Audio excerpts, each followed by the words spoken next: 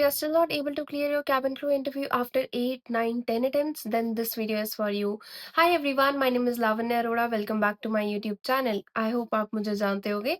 अगर आप नहीं जानते मैं बता देती हूँ. I'm a cabin crew in Indigo Airlines and it's been 2 years. Yes, it's been 2 years with Indigo now. So I hope आपको अभी तक पता चल गया होगा आज हम किसके बारे में बात करेंगे. So there are a lot of candidates जो इंटरव्यू क्लियर नहीं कर पा रहे हैं, जिन्होंने 8, 9, 10 अटेम्प्ट्स दे दिए हैं. फिर वो ये सोचते हैं कि हमारे में ऐसा क्या है कि हमारा ही क्लियर क्यों नहीं हो रहा, औरों में क्या है कि उनका एक बार में क्लियर हो गया. कई कैंडिडेट्स तो बोलते हैं यार मेरा तो सिर्फ एक ही अटेम्प्ट में क्लियर हो गया, it was so easy.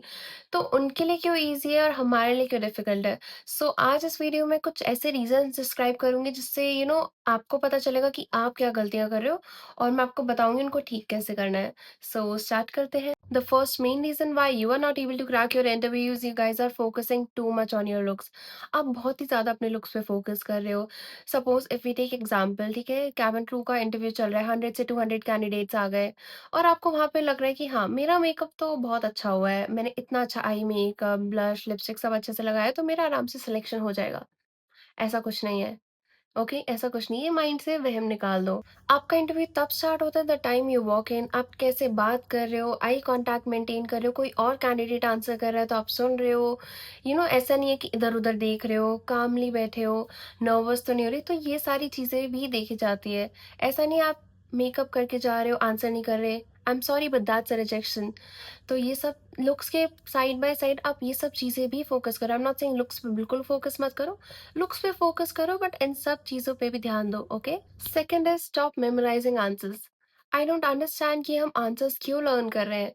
Interview हो रहा है और हम पर्टिकुलर गूगल से क्वेश्चन निकाल के उनके आंसर्स रट के जा रहे हैं. सो गाइज मैं आपको एग्जांपल देती हूँ. जब मैं इंटरव्यू के लिए गई थी ना, तो एक कैंडिडेट से क्वेश्चन पूछा था योर स्ट्रेंथ्स, और उससे रिलेटेड कुछ पूछा था. तो उसका आंसर कैसा था कि एकदम एकदम पूरा लग रहा था कि रटा हुआ है, वर्ड टू वर्ड, एक भी पॉज़ नहीं, ऐसा लग रहा है एक ही साँस में सब कुछ बोल दिया है. तो हम कुछ एग्ज़ाम देने तो नहीं जा रहे ना, एग्ज़ाम देने तो नहीं जा रहे. इवन जब हम एग्ज़ाम भी देने जाते हैं स्कूल में इंग्लिश का, तो हम आई डोंट थिंक सो रट के जाते हैं.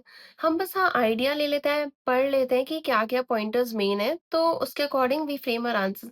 ऐसा नहीं कि पूरा रट के 1 टू 1 वर्ड रट के जा रहे हैं, ऐसा कुछ नहीं है. So please guys stop memorizing your answers. Answers मत लर्न करो. आपको लग रहा है कि उन्हें नहीं पता चलेगा जो इंटरव्यू ले रहे हैं. क्यों नहीं पता लगेगा? उन्हें कितना एक्सपीरियंस है, कितने कैंडिडेट्स के वो इंटरव्यू लेते हैं. तो उन्हें आइडिया चल जाता है कि हाँ, ये कैंडिडेट तो लर्न करके आया है, और ये कैंडिडेट अपने आप से दे रहा है, ही और शी इज़ वेरी कॉन्फिडेंट और बहुत अच्छे से आंसर कर रहा है. And guys third is stop focusing on perfect English. Let's normalise कि हम सिंपल और बेसिक इंग्लिश में भी आंसर्स दे सकते हैं और उससे सेलेक्ट हो सकते हैं. मैं आपको एक एग्जांपल देती हूँ, ठीक है? आई अंडरस्टैंड आपको अपनी इंग्लिश इम्प्रूव करनी है, परफेक्ट इंग्लिश सबको करनी है, okay. But the thing is, हाँ, अगर आप डेली प्रैक्टिस कर रहे हो फिर तो इट्स वेरी वेरी गुड.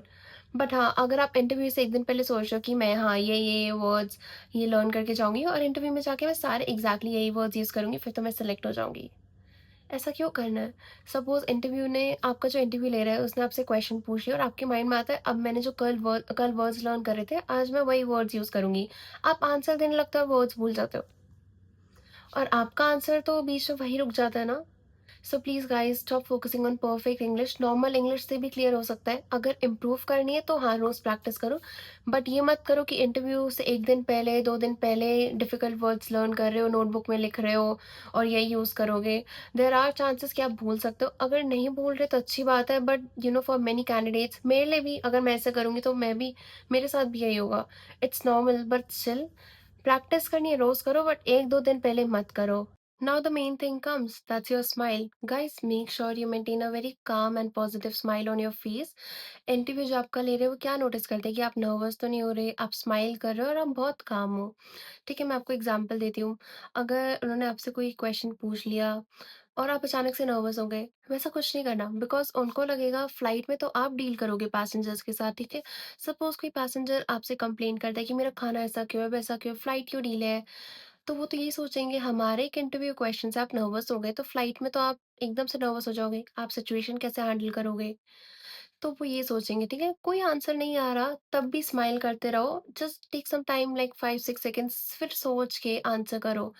ऐसा नहीं वो आपको कहेंगे नहीं मत करो आंसर, भगा देंगे, ऐसा कुछ नहीं, टाइम देते हैं, ठीक है? सोच के अच्छे से आंसर करो बट स्माइल करते रहना है, ठीक है? So guys there are few more pointers जिन पे मैं अभी वीडियो बनाऊँगी। अभी के लिए आप इन पॉइंटर्स पे फोकस कीजिए, कोई भी डाउट होता है इंस्टाग्राम, यूट्यूब आपके लिए ओपन है। आप मुझे इस पे डीएम करके पूछ सकते हैं, मैं वो भी डाउट्स क्लियर कर दूँगी। So yes that's all for the day. Please do like, comment, share, subscribe my YouTube channel and do follow me on Instagram. Bye.